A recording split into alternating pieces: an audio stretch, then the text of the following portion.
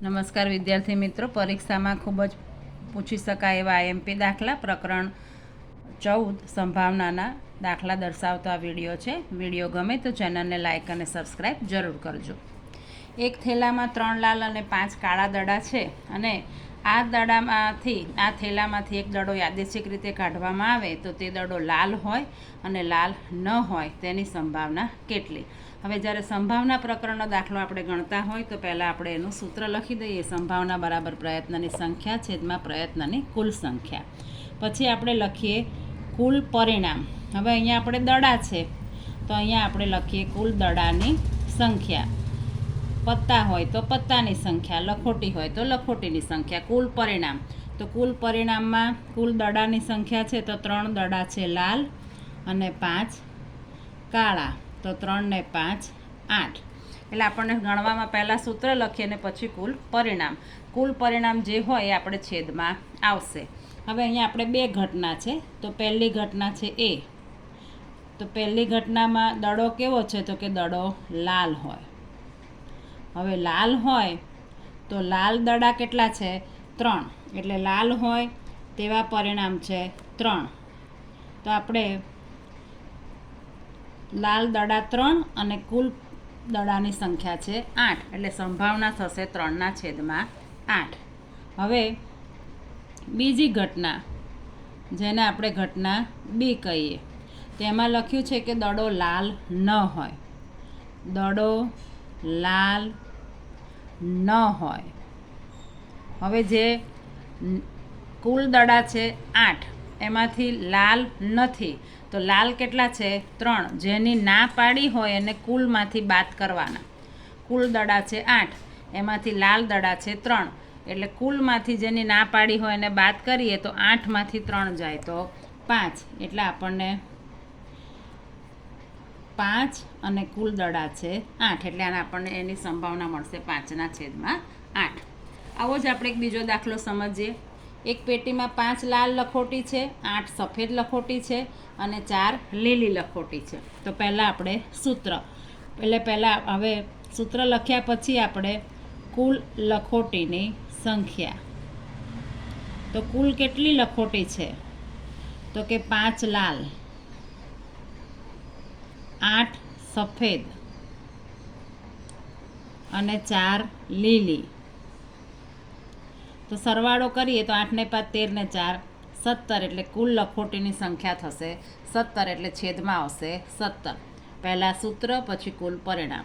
હવે આપણને જે 3 ઘટના પૂછી છે એમાંની પહેલી ઘટના છે તો કે પહેલી ઘટનામાં કયું છે? લખોટી કઈ હોય તો કે લાલ હોય. લખોટી લાલ હોય. હવે લાલ લખોટી કેટલી છે તો કે 5 અને કુલ કેટલી છે? 17. તો સંભાવના શું થશે? 5/17. હવે બીજું છે સફેદ. તો સફેદ લખોટી કેટલી છે?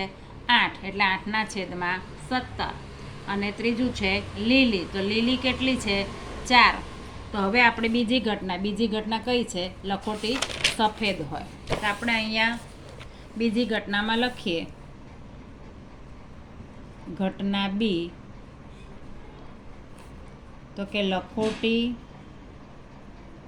સફેદ હોય.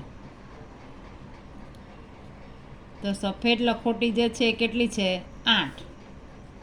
તો પીબી બરાબર 8/17. અને ત્રીજી ઘટના છે ઘટના સી. તો કે લખોટી લીલી ન હોય. લીલી ન હોય. હવે જ્યારે ના પાડી હોય ત્યારે આપણે હમણાં શીખી ગયા એમ કે કુલ લખોટી છે 17. કુલ લખોટી છે 17. એમાંથી લીલી લખોટી છે 4.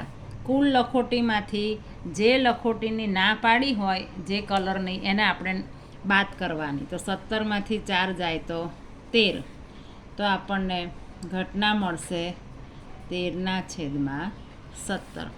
ખ્યાલ આવ્યો? હવે આપણે આવો ને આવો એક દાખલો જોઈએ.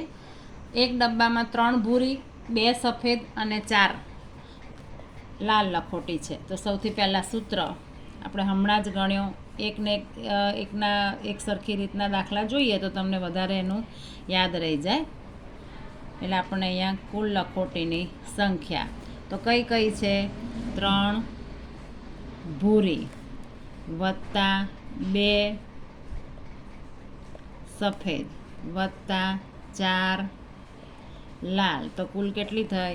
3 ને 2 5 ને 4 9. એટલે આપણને ખ્યાલ આવે કે છેદમાં કેટલા આવશે? 9. હવે એમાંની પહેલી ઘટના એ તો લખોટી કેવી છે? સફેદ. એટલે લખોટી સફેદ હોય તો સફેદ લખોટી અહીંયા કેટલી છે આપણી પાસે? 2. તો હવે એની સંભાવના શું થશે? 2/9. હવે આગળ જઈએ. રકમમાં બીજી ઘટના શું આપી છે? બીજી ઘટના આપી છે લખોટી ભૂરી ન હોય. ભૂરી ન હોય તો કુલ લખોટી કેટલી છે? 9. હવે એમાંથી ભૂરી કેટલી છે? 3. તો આપણે શું શીખ્યા? કુલમાંથી જેની ના પાડી હોય એને બાદ કરવાની. તો 9માંથી 3 જાય તો 6.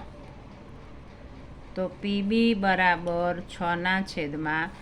અહીંયા આપણે ઉડે એવું છે તો ઉડાડીએ. 3 દુ 6 અને 3 તારી 9. 3 ગયા તો 2/3. અને ત્રીજી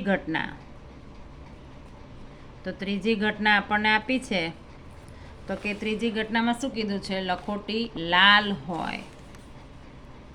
લખોટી લાલ હોય તો લાલ લખોટી કેટલી છે? 4.